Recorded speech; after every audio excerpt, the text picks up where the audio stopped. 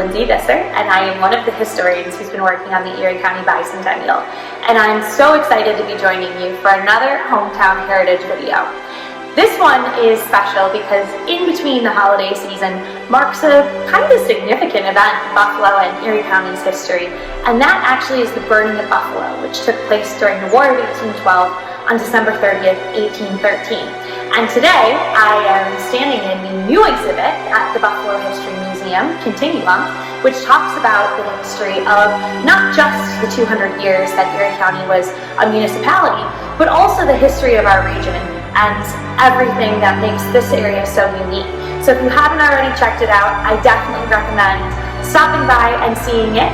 But today I'm going to focus in a little bit more on the section on the War of 1812.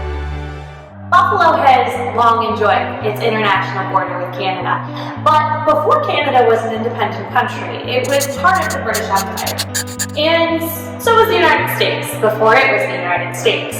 So our international boundary following the American Revolution was, well, a little bit different than it is today. Obviously, it was up against what would be kind of enemy territory.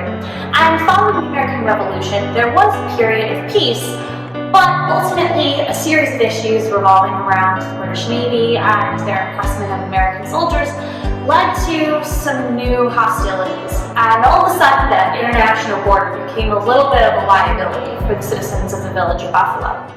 The War of 1812's Niagara Theater actually saw fighting in every year of the 3 years of the war. So it meant that the village of Buffalo was really on the front lines of a lot of the conflict with Canada.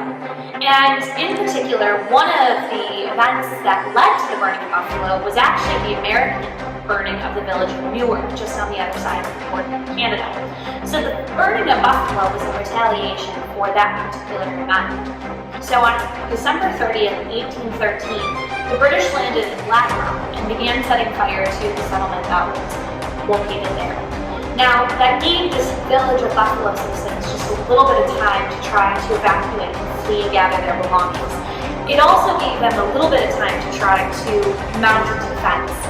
Now, Buffalo, when I talk about Buffalo in 1813, it's very different than the city we think of today. Buffalo in 1813 had a population of about 1,500 people. So most of the population lived in homes that were made of wood or other natural materials, and a few of the buildings were made of stone. Those buildings would have been things like the prison and blacksmith shop. Many of the men in the village did attempt to stall the British as much as possible, but unfortunately their cannon that they were using to defend themselves ended up breaking very early into their defense and didn't really have as much of an impact as they had hoped. People were trying to gather their possessions, get out of the city as quickly as possible. In fact, we have one of the wagon wheels from the Pratt family that they used to load their wagon to try to get out of the city of Buffalo. But as I mentioned before, that small village outpost that was the city at that point in time was mostly wooden buildings, so you can imagine the damage that flames would have done. The handful of buildings that were left were mostly made of stone. Well, except for one building, which had more to do with its owner than its construction materials, and that was the home of Margaret St. John. Margaret was a widow who had a number of children and actually ran a hotel as part of her livelihood and how she was able to provide for her family. And fearing the impact that that would have on her children, she pled with the British general to try to save her home and her business. Whatever Margaret said to the general must have worked because they spared her home. While they did burn her hotel, she was able to maintain at least a little bit of the property that she had. Margaret St. John's home actually plays a very important role in the resettlement of Buffalo. As people begin to return to survey the damage, they use her home as a place where they can stop, regroup, resupply, and ride out some of that inclement weather. So back when I used to work at Forest Lawn, one of the things that we liked to say was that Margaret St. John was the first good neighbor in our city of good neighbors because of how hospitable she was to all of her neighbors as they were coming home to their decimated city. Margaret St. John's son actually draws a series of sketches of what the city looks like following the British invasion. And you can absolutely see just how completely destroyed it is.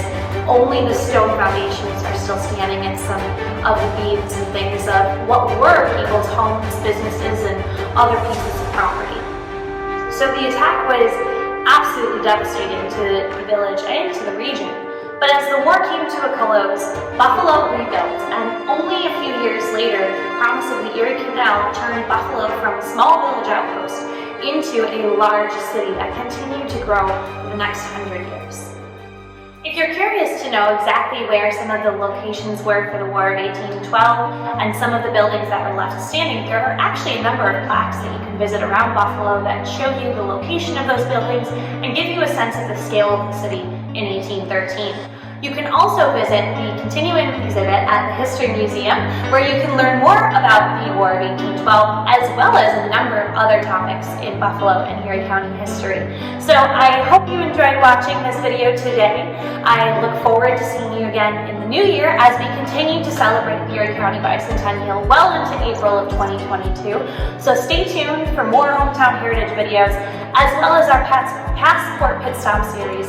And thank you so much for watching. Have a wonderful new year.